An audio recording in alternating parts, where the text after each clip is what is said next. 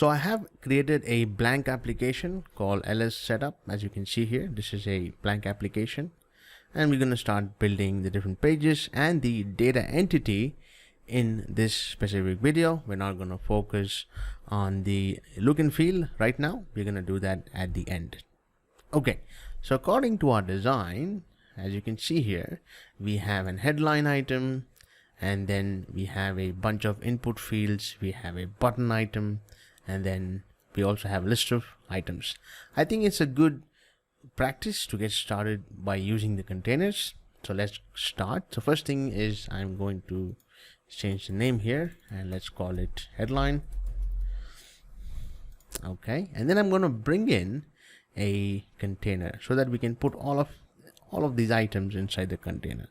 You can simply drag and drop the headline inside the container. Now you can see that the headline is inside the container.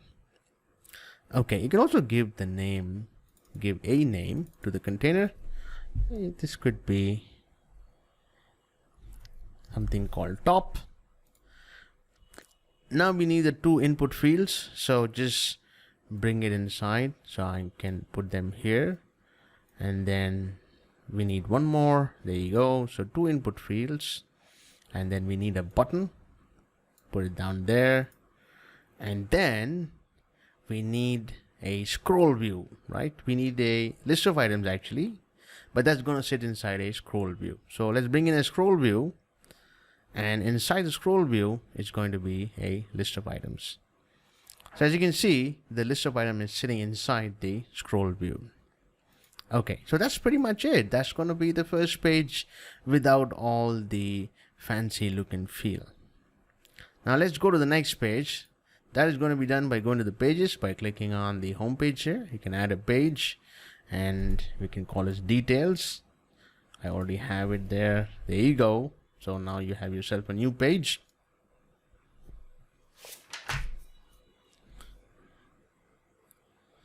Now here as well, we need a headline that's going to say what this page is going to do.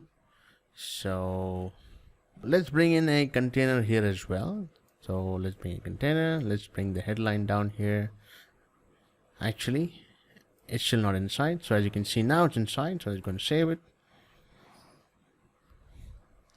You can always give it a name if you like, and this is the best practice, and this is definitely a good practice to do, to give proper names.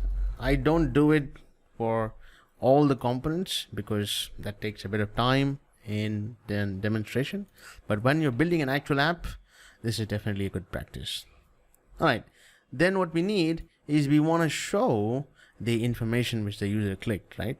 So you can use a list item because it has a primary and a secondary. Then we need a input field, and make sure this is all inside the container. So I'm going to do that now. As you can see, even if you just drop it on the canvas, you can always drag and drop it back under the tree. So as you can see, when the tree collapses, you don't see any components. That means that all of the components are inside the tree, and that is the container.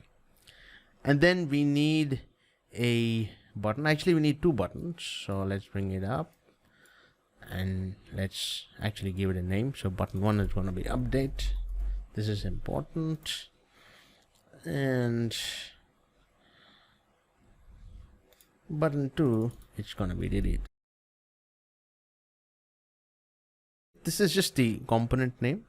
So, obviously you can go and give the name, the label as well. So update.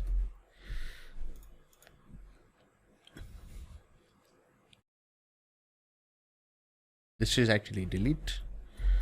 Okay, there you go.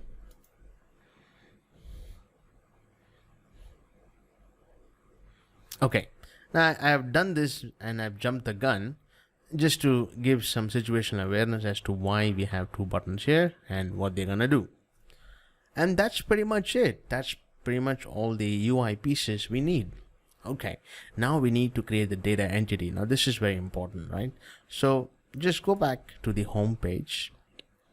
This is the home page. It doesn't matter which page you are on. Okay, I just came back to the home page just to get some situational awareness. Now I'm going to create a local data entity, right? So for that, you need to go to the data tab, and there you have it on device storage. So let's see what it says. It says store data locally on the user's device or web browser. Cannot be shared between devices unless another integration is used. Pretty much like what we said.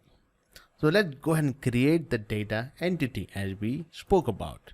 So what's it gonna be? It's gonna be called customer or customers. So let's go ahead and save it.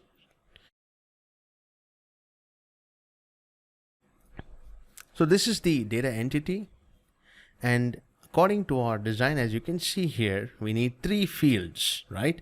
And as I said before, the ID is always present. So whenever you create an entity, a data entity, ID comes by default. Okay, now let's go and create the field names. So first is going to be name, and the type is going to be text. You can choose any type you like, and in this case it's going to be text. Let's say add. You can also choose another. So let's go and add another field. This is going to be for email, and this is also going to be text. Okay, and so now we have in total 3 fields: ID, name, and email, as you can see based on the design. All right, that's it. So was pretty straightforward, I guess. That was easy. That's the homepage setup, the details page setup, and the data entity. In the next video, we're going to focus on the create operation. So we're going to create the variables, the events, the flow logic, and all the functions required for create operation. Great, exciting. I'll see you in the next video.